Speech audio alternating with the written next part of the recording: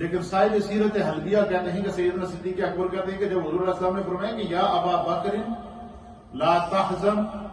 ان اللہ معانا، آگے جا کے صاحب سیرت حلبیہ لکھتے ہیں کہ حضور علیہ السلام نے حضرت ابو بکر سے فرمایا کہ یا ابا بکر لا تحزن، تنو غم کرن دی ضرورت نہیں، لو جاؤ من ہا ہونا، اس طرح حضور نے اشارہ کیا انگلی کے ساتھ، میری انگلی دیکھ رہے ہیں اس طریقے سے حضور نے غار کا جو سوراخ تھا، جو اس کا منہ تھا، جو دروازہ تھا، اس کی طرف اشارہ کر کے حضور علیہ السلام نے حضرت ابو بکر سے فرمایا کہ یا ابا بکر لا تحزن، اے میرے ابو بکر تنو غم کرن دی ضرورت نہیں، لو جاؤ من ہا ہونا، اگر یہ کفار ادھر سے اندر آ جائیں گے، پھر حضور نے دوسری طرف اشارہ کر کے کہا لا خرجنا منہا ہونا، کیا فرمایا کہ اگر یہ ادھروں آئے تو اسی ادھروں نکل جا سکتا، اس دا آسان ترجمہ ہے۔ کیا فرمایا حضور علیہ السلام نے کہ یا ابا بکر، اے میرے ابو بکر لا تحزن، آپ کو غم کرنے کی ضرورت نہیں، لو جاؤ منہا ہونا، اگر یہ ادھر سے آئیں گے، لا خرجنا منہا ہونا، تو ہم اس طرف نکل جائیں گے۔ حضرت ابوبکر صدیق کہتے ہیں کہ مجھے حیرت ہوئی کہ میں تھوڑی دیر پہلے غار میں گیا تھا، میں نے پوری غار میں کی صفائی کی، غار میں تو اس ایک راستے کے علاوہ کوئی راستہ ہی نہیں ہے، غار میں تو اس راستے کے علاوہ کوئی اور راستہ ہی نہیں ہے، لیکن حضور نے فرمایا کہ لو جاؤ منہا ہونا، اگر یہ کفار، یہ دشمنان رسول ادھر سے آئیں گے، غار کے سامنے سے آئیں گے، اس راستے سے جس راستے سے ہم آئے ہیں، لا خرجنا منہا ہونا، تو ہم ادھر سے نکل جائیں گے دوسرے راستے سے۔ کہتے ہیں کہ میں نے سرکار جیسے جیسے اشارہ کرتے نا، حضرت ابوبکر صدیق کہتے ہیں میں ادھر دیکھتا گیا، حضور نے فرمایا لو جاؤ منہا ہونا، اگر یہ ادھر سے آئیں گے تو کیا ہوگا؟ فرمایا کہ حضور علیہ الصلوۃ والسلام نے غار کے جو دروازے کی طرف اشارہ کیا، پھر فرمایا کہ جب حضور نے دوسری طرف اشارہ کیا کہ لا خرجنا منہا ہونا، ہم ادھر سے نکل جائیں گے، فرمایا دوسری طرف جب میں نے دیکھا تو حضرت ابوبکر صدیق کہتے ہیں کہ حضور کا اشارہ کرنا تھا، میں نے بڑا عجیب منظر دیکھا۔ کہتے ہیں کہ میں نے منظر کیا دیکھا؟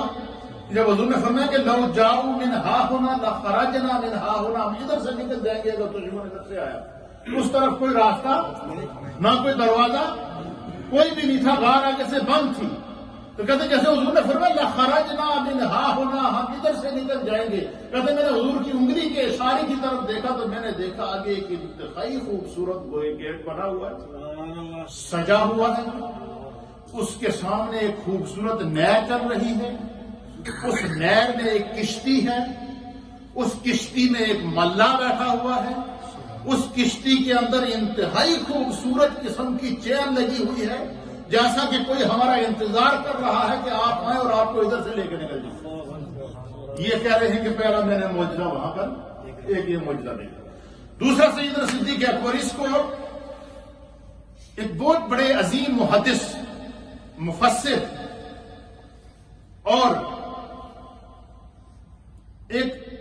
نبی پاک صلی اللہ تعالی علیہ وسلم کے عاشق صادق، زمانے کے امام، حضرت امام علامہ فقیہ محدث ابو عبداللہ محمد بن موسیٰ بن نعمان مزالی مراکشی رحمت اللہ علیہ نے نبی پاک صلی اللہ علیہ وسلم کے معجزات پر ایک کتاب لکھی ہے، اور اس کتاب کا نام انہوں نے رکھا ہے مصباح الظلام۔ کیا نام رکھا ہے؟ مصباح الظلام فی المستغیثین بخیر الانام علیہ الصلاۃ والسلام فی الیقظۃ والمنام، یہ اس کتاب کا انہوں نے نام رکھا۔ اس کتاب کے اندر انہوں نے نبی پاک صلی اللہ علیہ وسلم کے معجزات لکھے ہیں، اور اس کتاب کے باب نمبر 10 کے اندر حضرت ابو عبداللہ محمد بن موسیٰ رحمت اللہ علیہ نے اس کتاب کے باب نمبر 10 میں ایک باب قائم کیا ہے، اور اس باب میں حضرت صدیق اکبر رضی اللہ تعالیٰ عنہ کا سرکار دو عالم صلی اللہ علیہ وسلم کی بارگاہ میں استغاثہ پیش کرنا، حضور کی بارگاہ میں مدد کرنا، یہ اس کا عنوان قائم کیا۔ اس باب میں انہوں نے ایک حدیث نقل کی ہے، ایک روایت نقل کی ہے، اور جس روایت کو امام بہقی نے نقل کیا ہے، اور روایت کرنے والے کوئی عام آدمی نہیں ہے، حضرت عبداللہ ابن عباس جو صحابی رسول ہیں وہ ہے۔ اور حضرت عبداللہ ابن عباس نے اس روایت کو فَأَنزَلَ اللَّهُ سَكِينَتَهُ عَلَيْهِ، اس کے تحت جو ہے وہ تفسیر ابن عباس کے اندر اس روایت کو نقل فرمایا۔ اور حضرت ابن عباس لکھتے ہیں کہ جب نبی پاک صلی اللہ تعالیٰ، حضرت ابوبکر صدیق بیان کرتے ہیں کہ جب حضور علیہ السلام کو لے کر میں غار ثور پر پہنچا ہجرت کی طرف، اس سیدنا صدیق سے آپ مقام صدیق اکبر رضی اللہ تعالیٰ عنہ کو دیکھیے کہ حضرت سیدنا صدیق اکبر کہتے ہیں کہ جب میں حضور علیہ السلام کو لے کر غار کے دہانے پر پہنچا تو میں نے حضور علیہ السلام کی بارگاہ میں عرض کیا کہ یا رسول اللہ آپ چند لمحے رکیں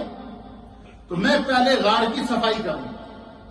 حضرت ابوبکر صدیق کہتے ہیں میں نے پوری غار کی صفائی کر کے ہر چیز کو سیٹ کر کے پھر جب مجھے تسلی ہو گئی تو میں نے عرض کیا کہ یا رسول اللہ آپ اندر تشریف